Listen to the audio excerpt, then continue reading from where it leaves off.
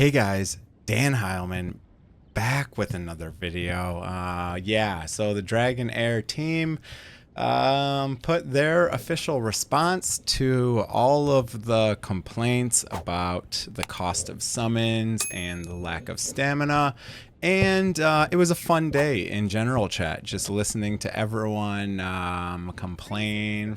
I was part of it. I'm gonna go through and read their dev blog and give my 2 cents about it. Now, I'll start by saying I see what they're trying to do.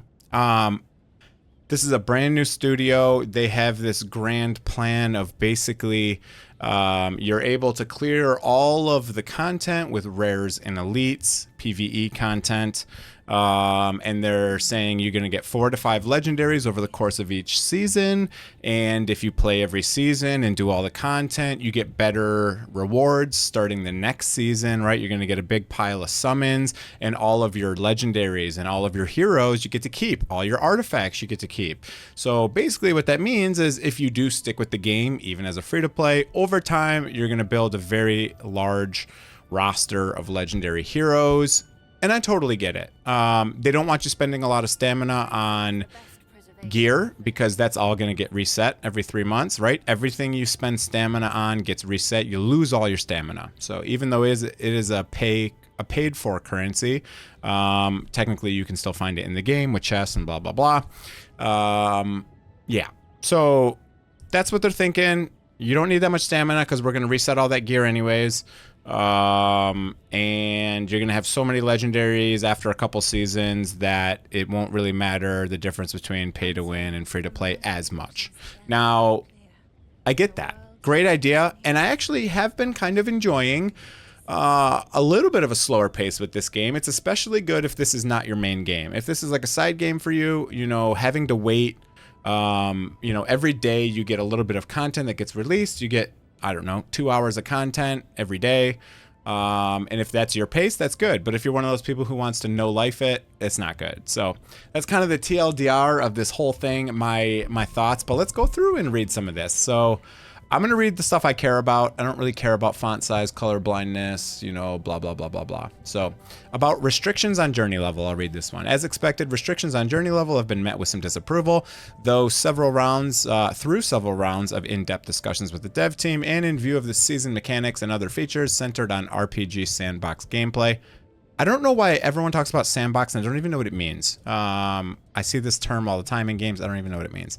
Anyways, we eventually decided to adopt this design. Dragonheir is a game measured by seasons. We hope that in one season, players will commence their journeys at approximately the same time, competing and cooperating at similar paces. If no restriction were placed on journey level, with enough time elapsed, early starters would quickly pull away from later starters. That's kind of the point of a season. They call them race seasons for a reason. You know, Path of Exile, Diablo 4, Diablo 3, they do this thing where everyone starts at the same time and you race to max level. That's kind of the point of a season. So they kind of went against the entire point of having seasons. If you're going to do a slow start, don't ever have seasons. That's kind of defeats the purpose of having the season. That's my opinion. Comment below. What do you guys think? That's kind of the whole point of a season, is to race to max level. If you're going to slow release stuff, that's what you do for longer games that don't have seasons. Kind of doesn't fit, but whatever. From another aspect, Dragonheir is a game featuring a combination of hero development and RPG-style adventuring. We want players to alternate their gameplay experience between the main story and hero development, instead of going through all the RPG elements and completing the main story within the first few days, then solely farming dungeons and upgrading heroes for the rest of the season. Such a split would essentially divide the game into 2 separate parts, ruining the sense of gameplay cohesion. In all honesty, SGRA is still a studio in its youth, although we have so far done our utmost and completed development of 4 in-game regions. The forest, the plains, the 4th reason to be launched in global. Okay. The quality of in-game text totals, the quantity of in-game text totals almost 1 million words, not to mention multiple languages, blah, blah, blah, blah, blah. Therefore, we would rather release playable content more steadily. So I get it. The journey level thing to me is good and bad. If you don't have the time, then it's really good because it keeps everyone at the same roughly stage as you. And I will say it does make me really excited for the reset. I have found myself 8 o'clock p.m. Eastern Standard Time. When you get the reset, I'm really excited to go in, play the game. I will say that part is working. I honestly don't have that much of a gripe about the journey level. I know a lot of people were really, really, really mad about this. It's the same exact complaints we saw in Diablo Immortal. Honestly, the pay to win and the restriction on farming are the two biggest complaints from Diablo Immortal. So they took the exact two things that everyone hated from Diablo Immortal and made it a mainstay in this game. So I think that's part of the reason why people are so angry about it, is because we kind of just had a really big developer, Blizzard, do kind of the same thing. So anyways, about free gifts, summoning, and legendary heroes. Here we go. Dragonheir is distinct from other games in which only epic and legendary heroes matter. It is a multivariate RPG, feature strategy, elemental coordination, and hero composition. Every single hero, even the common ones, has value. I don't know about that. I'm gonna have to look through some of the comments. We'll see. Rather than simply being tossed out for materials and looking decorative, naturally we aim to give players free reign to try out many hero combos, using as many rare epics heroes as possible the first few seasons. This will in turn inspire us to discover more heroes and team compositions with exciting potential, helping us offer better builds for OB players, out of bounce players, whatever that means. We understand that it is no mean feat to form a solid strategy for hero development. Season 0 heroes in CB2 will be carried over to Season 1. As stated in the previous letter from the devs, staying highly active and involved by completing a full season's check-ins will grant you 4 to 5 legendary heroes, which will greatly boost your early game next season. So this is what I was talking about earlier in the video when I gave my TLDR.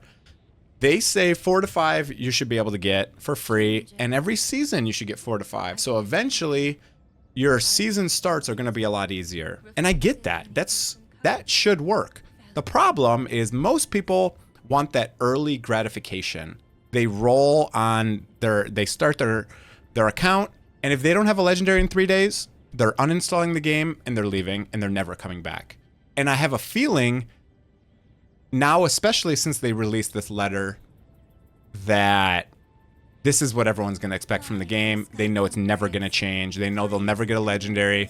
And if they're not spending money, they're gone. They're freaking gone. There's no way they're going to hang around 4 months to see what happens when they can't get their special shiny legendary. There's no way that they're staying around. There's a huge part of the community who saw this message today and said, I will never, ever try this again. I guarantee it. I don't know what percentage that is, but there is a percent that said that today when they saw this information. Currently, this one right here. Currently, we have no plan to increase the amount of obtainable Heliolite dice. I'll say even the content creator packages don't really give you what's given away in other games. So yeah, in order to guarantee free-to-play players acquire plenty of epic heroes, we provide each player with hundreds of Starlight Stone dice from various sources. Those are the purple dice. Another thing that feels so bad about summoning in this game is you cannot get duplicates for epics. So when I'm doing a bunch of summons, I can do $180 in summons and get one hero. $180. I can't even get epics because I already have them all.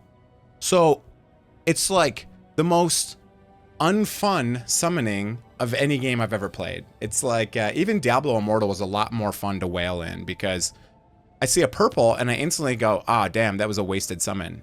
That just went into the trash can. It gives you a couple little mats to level up artifacts, and that's all you get. So I think that makes it especially bad that you cannot have an epic duplicate do anything for your account. If we increase the probability of summoning legendary arrows, this may lead to many third parties creating new accounts for a chance to obtain legendary heroes in the early stage. The existence of such accounts will doubtlessly lead to devaluation of playing accounts and critically harm the development of Dragonheir. I don't get why they say this. Like, what data do you have that says that? You guys have never made a game before. And it says it's gonna devalue an account. You're not even allowed to sell accounts, so how is it gonna devalue my account?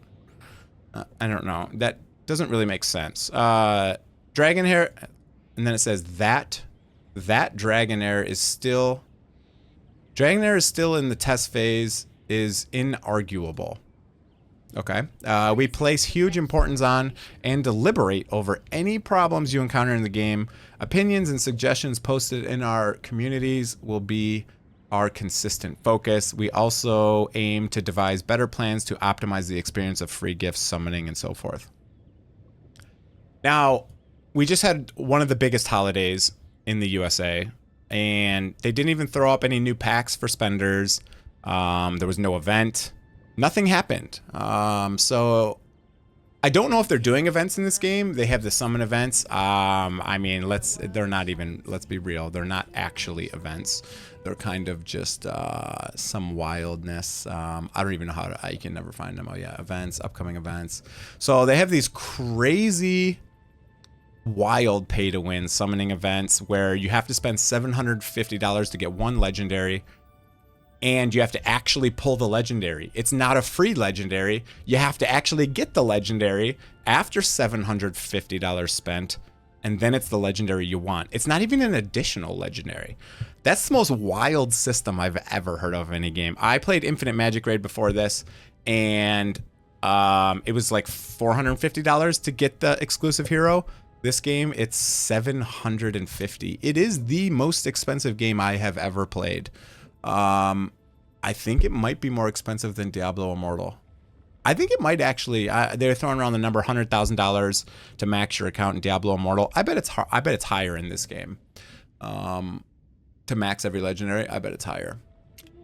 Anyways, let's. I got distracted there. So, okay, that's that. What else do I want to talk about in here? Oh, stamina and skill scrolls. So you do get to keep your skill scrolls. I don't know what this means. Will be saved. Does that mean they come off the hero you use them on and back into your inventory and you can use them on a new hero? That's how I read that. I don't know if that's how that works, but that's how I read that because it says saved. It doesn't say they stay on the hero. It says they're saved. Like you can use them again. That's interesting. Hero reset.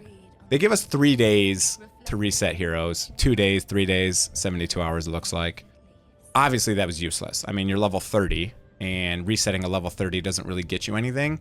So I get it. I don't think I even used that system because it's not really usable. Like if it lasted a week, it would maybe be usable, but 72 hours, not usable. Stamina. Since the stamina sources will be reset at the end of the season, we do not want our players to spend too much time farming dungeons. As a result, Dragonheir's recoverable daily stamina is relatively low when compared to other games. As various features and modes are unlocked as the season progresses, more stamina will be available through activities. The thing that bothers me is I'm spending US dollars on stamina that goes in, gets me gear, and then they delete the gear after 3 months. So they're actually deleting my money. That's the biggest part that bothers me with this, but I get what they're trying to say. So I played Awakened Chaos Era on this channel for a long time, and you have to gear farm for 14 hours a day. Otherwise, you can't keep up with anyone. It has to be exactly 14 hours a day of farming dungeons, and then you can maybe keep up with some of the free-to-play players as a spender. I'm obviously exaggerating, but you guys get the point. 14 hours a day of dungeon farming. I'm happy I don't have to do that in this game.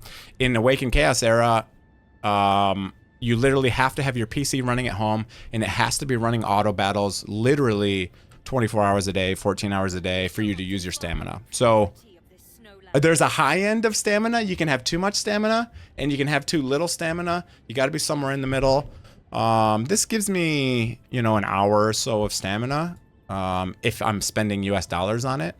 But also the multi-battles, you need to spend money. So I'm not a big fan of that, but it is what it is. So here's something about servers. I don't really care too much about this. The biggest problem...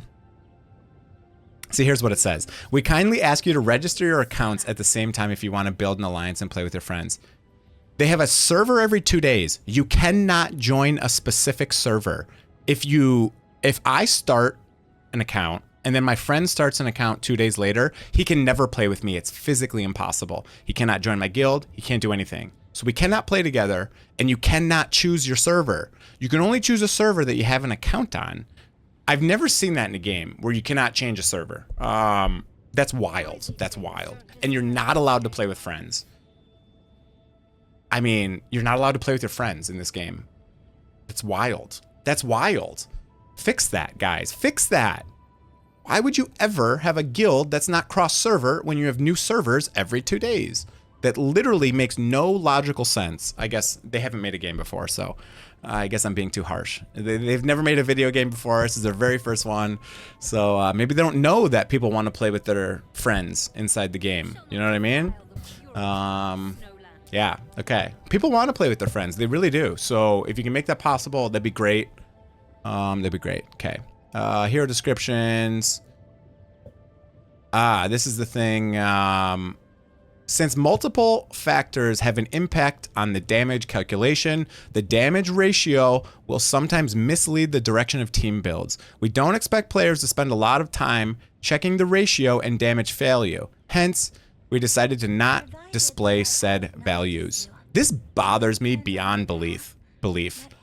So I have 2 heroes, and I know nothing about any of the heroes. You hide the multipliers for their skills. How do I know which one to build first? How do I know which one's going to do more damage? Like, you can't hide that information. That's borderline illegal to hide that kind of information. I mean, as a content creator, I like testing out all these heroes. I can't even pick which hero to test because I don't know their multipliers. I don't know who's going to be better than another hero. You got support heroes and you got damage dealers, and they have the same ability that says the same thing. It's like, I don't know what's going to happen here. So that's awful. That's awful. They're basically saying we're too stupid to figure it out, so they hid it from us. That's exactly what they said. You guys are too stupid to figure it out, so we're going to hide the damage value from you. Man. I hate seeing this. They would have been better off not responding and not sending this at all. They should have just not sent this. They should have said, yeah, we're looking into it, because I guarantee you everyone read this, left the Discord, uninstalled. If they spent money, I guarantee you they put refunds in right away. This is worse than saying nothing. It's worse than saying nothing. They basically said, we hear your complaints. We don't agree with your complaints. We're not changing anything. That's the end of that. And then they said, we're too stupid to figure out multipliers, so we hid them from you because you guys are infants. That's basically what they said. Okay, so that's my opinion on this. It was a little bit spicy. I'm feeling a little spicy today, so yeah, there's my rant for the day. Hope you guys enjoyed it. Let me know how you feel below. If you agree, disagree. I'm sure there's plenty who agree with my gripes.